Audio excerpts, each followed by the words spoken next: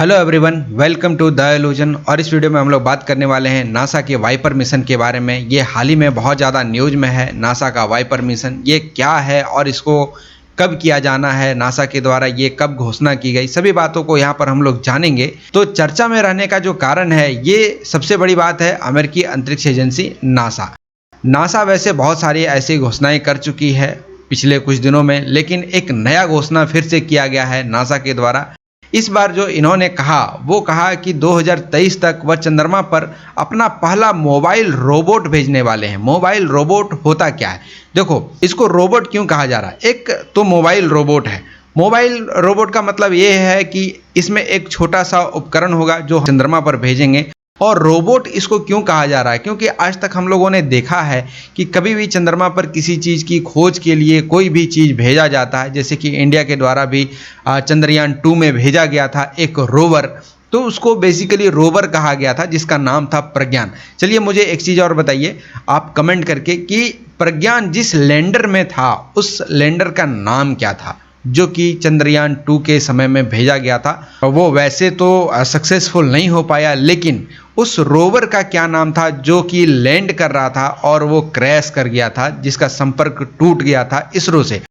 तो यहाँ पर सबसे बड़ी बात है कि ये जो रोबोट है इसको रोबोट क्यों कहा जा रहा है? तो ये वहाँ पर जाकर बहुत सारी चीज़ों का खोज करने वाला है। नासा का जो ये रोवर है या फिर ये जो मिशन है वाइपर, वाइपर का फुल फॉर्म क्या होता है? देखो, वाइपर का फुल फॉर्म होता है volatiles investigating polar exploration rover.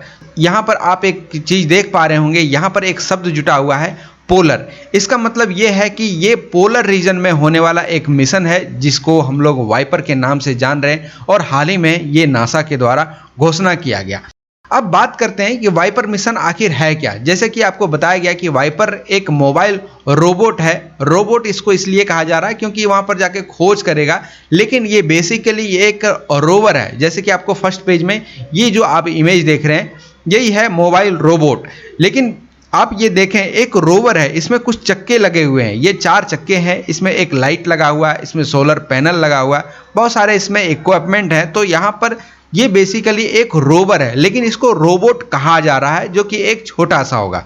अब इसमें जो हेडलाइट्स वगैरह लगे हुए हैं इसका क्या काम है? देखो, पहली बात कि इस मिशन को किया कहाँ जाना है। ये है हमारा मून, ये है हमारा मून। अब मून में 2 पोल है, ये है नॉर्थ पोल और ये है साउथ पोल।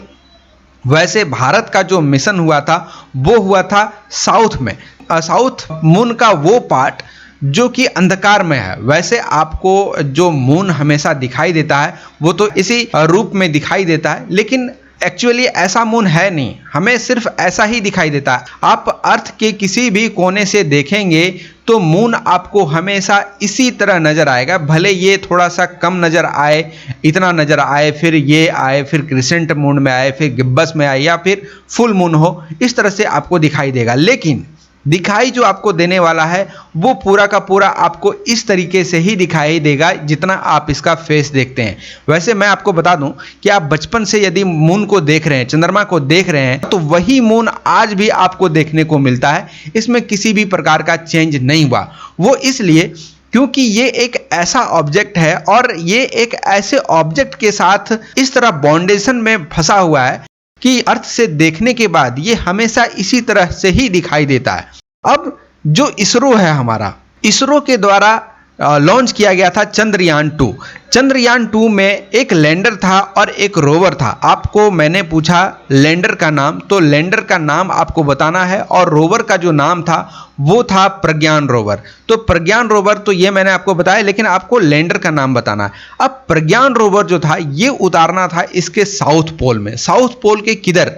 इस ब्राइट वाले एरिया में नहीं, इसके पीछे साउथ में, मतलब कहीं इस जगह पर उसको उतारना था। एक क्रेटर है जहां पर उतारना था और यहां पर इसको कुछ पता लगाना था। लेकिन ऐसा हुआ कि यहां से तो लॉन्च किया गया, सारा कुछ ठीक रहा, और जब ये लैंडिंग करने का समय आया तो महज 100 किलोमीटर या फिर 400 किलोमीटर से 100 किलोमीटर के बीच में ही यहां पर जब ये लैंडिंग करता और ये सरफेस को छूता, उसी समय इसरो से इसका कनेक्शन कट हो जाता है। तो जैसे ही इसका कनेक्शन कट होता है और ये जो रोवर था ये यहाँ पर पूरी तरीके से क्रैश हो जाता है, जो हाल ही में एक वैज्ञानिक के द्वारा खोजा गया था कि हाँ सच में जो रोवर है वो पूरा का पूरा डिस्ट्रॉय हो चुका है।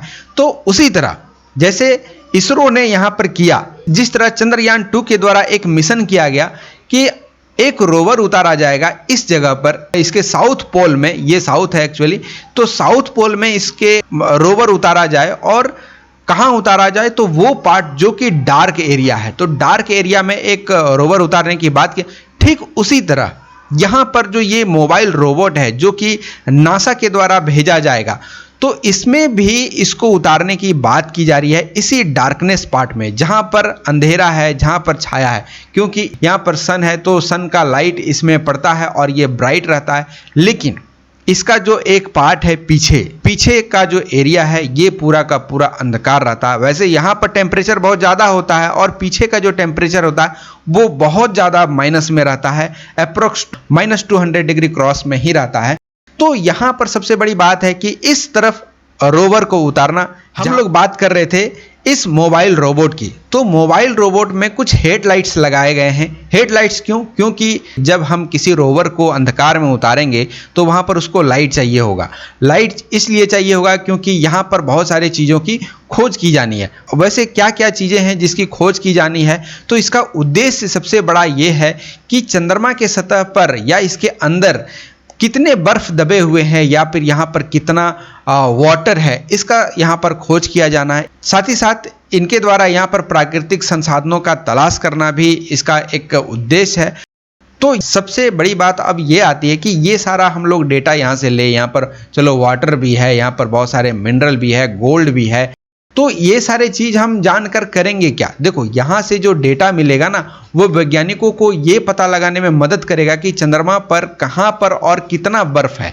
और इतना ही नहीं, इसके अतिरिक्त चंद्रमा के दक्षिणी ध्रुव, जैसे कि मैंने आपको बताया कि ये है साउथ पोल, तो साउथ पोल में जो इसका दक्षिणी ध्रुव है यहाँ पर पर्यावरण संभावित संसाधनों की मौजूदगी का भी ये पता लगाएगा।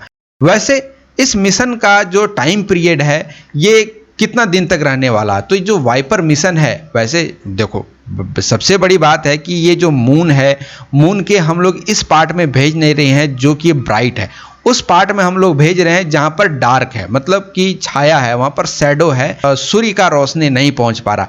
वैसे में यहाँ से जो भी इक्विपमेंट दे के भेजा जाएगा उसी से वो चलना है, क्योंकि वहाँ पर सूरज की रोशनी भी नहीं है। तो इसमें जो हम लोग सोलर पैनल लगा के भेजेंगे वो सोलर पैनल यहाँ पर काम भी नहीं करेगा उतना ज़्यादा, तो इसकी जो समय अवधि है वो बहुत ज़्यादा लो है, बहुत ज़्यादा कम है। तो कितना है?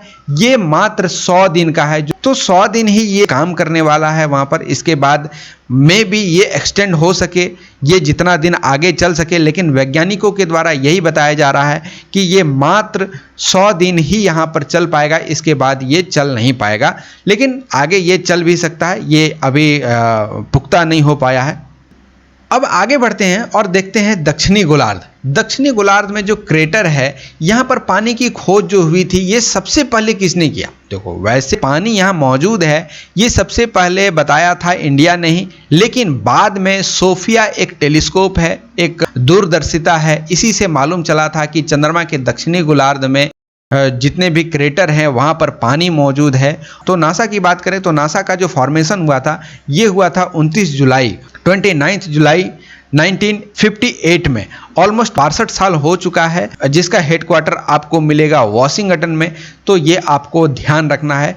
तो आशा करते हैं कि ये वीडियो आपको अच्छा लगा होगा। यदि ये वीडियो आपको अच्छा लगता है तो वीडियो को लाइक करें, चैनल को सब्सक्राइब करें। Thank you for listening, God bless you all.